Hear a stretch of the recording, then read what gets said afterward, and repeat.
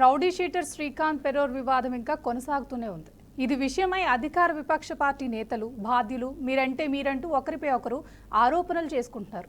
ఇది ఇలా ఉంటే శ్రీకాంత్తో సన్నిహితంగా మెలిగిన వైసీపీ మహిళా నేత అరుణ ఇటీవల అరెస్ట్ కూడా అయ్యారు.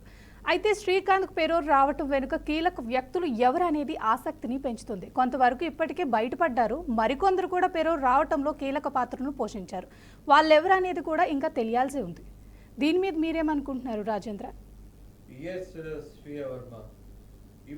ప్రధానమైనటువంటి విషయం ఏంటంటే ఈ అరుణ అన్న వ్యక్తి మీదే ఫోకస్ అవుతుంది కానీ సమస్య I'm least bothered about Aruna. Yes, ఆమె ఇన్వాల్వ్ అయ్యింది, అనేకమైన అక్రమాలు చేయడానికి కేంద్రం అయ్యింది, అలాగే ఉన్నటువంటి అవకాశాన్ని ఉపయోగించుకొని అడ్డగోలుగా సంపాదించింది అన్నటువంటి అనేకమైనటువంటి సమాచారాలు ఇవాళ బయటకు వస్తున్నాయి. బట్ దానికంటే ప్రధానంగా ఆమెకు వేదిక ఇచ్చింది ఎవరు? అధికారులు, ప్రజాప్రతినిధులు.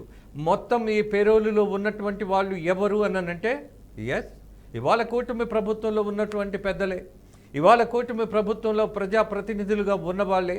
అలాగే గత ప్రభుత్వమా ఇప్పటి ప్రభుత్వమా అన్నది ప్రస్తుతాంశం కాదు. బట్ అధికారులు ఇష్టానుసారం ఒక చీర తగిలితే చాలు, కనపడితే చాలు, ఎలా పడితే అలా నిర్ణయం తీసుకునేటటువంటి బలహీనమైనటువంటి వ్యవస్థలు ఐపీఎస్లు ఉంటే ఇలాంటి దుర్మార్గాలే, ఇలాంటి అసహ్యాలే జరుగుతాయన్నది వాస్తవం. ఇవాళ మన కళ్ళకు కనపడుతున్నటువంటి నిజం కూడా ఇదే. ఎందుకు ఒక ఐపీఎస్ గోవా వెళ్ళాడా ఈమెతోటన్న చర్చల్లోకి ఎందుకు రావాలి? అసలు ఒక ఐపీఎస్ ఆఫీసులోనే కూర్చొని మొత్తం యంత్రాంగం అంతా ఈ మహిళ నడిపింది అంటున్నారు. ఎస్, మహిళ నడిపింది, ఫైన్, ఒప్పుకుందాం. మరి నడిపించడానికి అవకాశం ఇచ్చిన వాళ్ళని వదిలేస్తే ఎలా? ప్రజాప్రతినిధులు ఏమంటున్నారు? ఒక ఎమ్మెల్యే అన్నాడు, నా కాన్స్టిట్యున్సీలో ఆయన తల్లిదండ్రులు ఉన్నారు, వాళ్ళు వృద్ధులు, వాళ్ళు వచ్చారు, వాళ్ళు అడిగారు, నేను ఇచ్చేశాను అని. ఇవ్వబోయే ముందు తెలుసుకోవద్దా? సమాచారం తీసుకొని కదా మనం ఒక ప్రజాప్రతినిధి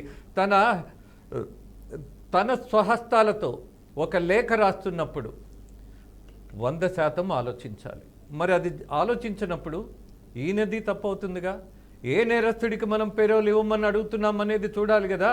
నా కాన్స్టిట్యున్సీలో ఉన్నటువంటి పెద్దలు 2 ఉన్నారు కాబట్టి నేను ఇచ్చాను అనంటే ఈ పెద్దలు 2కి సంబంధించిన కొడుకు చేసినటువంటి కిరాతకం ఏంటి, ఈ హత్య వెనుకున్నటువంటి ఉదంతం ఏంటి, అతనికి పడిన శిక్ష ఏంటి, అతని చరిత్ర ఏంటి, అతనికి కదా నేను పేరోలు ఇవ్వమని అడుగుతున్నది.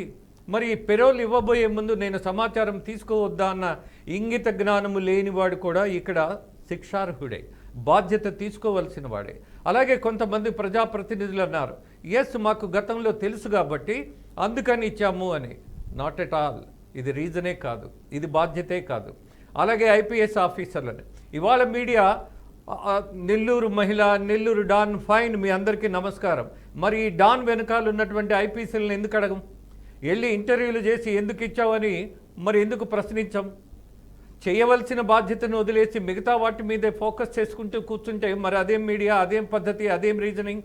ఇన్ని ప్రశ్నలు వేసే మనం ఎవరెవరిని టార్గెట్ చేయాలన్న దాని మీద ఒక మహిళనే టార్గెట్ చేయడంతో సరిపోదు కదా. 10 మంది నేరస్తులు ఉన్నారు ఇక్కడ. ఆ 10 మందిలో ఒకళ్ళనే ఎందుకు పట్టుకోవాలి? ఈ 10 మందిలో 9 మందిలో ఒక మహిళ ఉన్నది కాబట్టి ఆ మహిళ వెనకాలే పట్టం అనేది అదే జర్నలిజం అయితే మీ ఇష్టం, అదే న్యాయ సూత్రం అయితే ఎస్, మిగతా వాళ్ళకు కూడా వ్యవస్థ కూడా వదిలేద్దాం. బట్ ఇక్కడ కారకులైనటువంటి వాళ్ళు, వెనకాల ఉండి నడిపించిన వాళ్ళు, ఆమెకు బలం పెంచిన వాళ్ళు, ఆమె ఇష్టానుసారం అడ్డగోలుగా ప్రవర్తిస్తున్నా సరే అందుకు మద్దతు ఇచ్చినటువంటి అధికారులను ఖచ్చితంగా సస్పెండ్ చేయాలి. అలాగే ప్రజాప్రతినిధులకు వార్నింగ్ ఇవ్వాలి. వాళ్ళు బయటకు వచ్చి క్షమాపణ చెప్పాల్సిన దశలోకి వాళ్ళు వెళ్ళకూడదు. ఇస్తున్నప్పుడు, ఒక లెటర్ ఇస్తున్నప్పుడు దేనికైనా సరే ఎవరికి ఇస్తున్నాం అన్నది ముఖ్యం కదా. ఈయన తమ్ముడు కాబట్టి ఇచ్చాను, ఈయన భార్య కాబట్టి ఇచ్చాను, నాట్ ఎట్ ఆల్. మీరు చేసింది తప్పు. ఒక కిరాతకుడైన నేరస్తుడికి, దట్టు జైలు నుంచి పారిపోయి పెరోల్కి అర్హత లేని వాడికి పెరోల్ ఇవ్వమని లెటర్ ఇవ్వటం తప్పు. ఇచ్చారు, ఫైన్.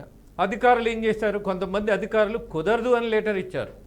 ఇచ్చిన తర్వాత కూడా మళ్ళీ పెరోల్ ఇచ్చినటువంటి అధికారులు ఎవరు?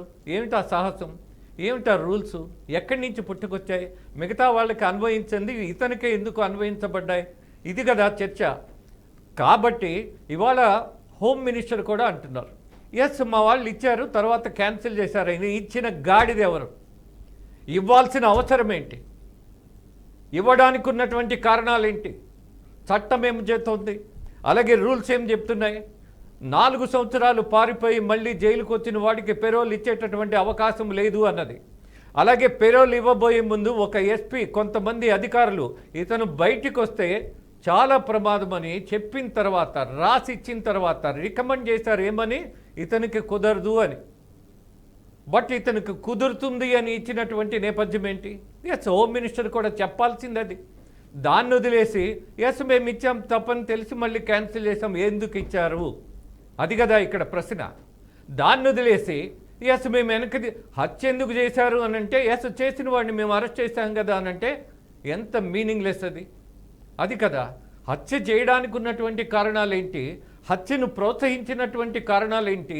ఈ వెనుకున్నటువంటి వాళ్ళు ఎవరు అన్నటువంటిది ఆలోచన చేయాలి కదా. ఒక నేరం వెనుక ఎందుకు అంత దుస్సాహసంగా అధికారులు ఎలా ఇస్తారు పెరోల్? రికమెండ్ చేయడంలో ఉన్నటువంటి ప్రజాప్రతినిధుల పాత్ర ఏంటి? అంత ఫేవర్ ఏంటి? ఎందుకలా? దీని మీద చర్చ జరగాల్సిన అవసరం ఉంది. నేరస్తులు అనంటే కేవలం నేరంలో పాల్గొన్న వాళ్ళే కాదు, ప్రోత్సహించిన వాళ్ళు కూడా పెద్ద నేరస్తులే. అలాగే నేరస్తులకి మళ్ళీ రక్షణ ఇచ్చినటువంటి వాళ్ళు, అది పెద్ద ప్రోత్సాహమే.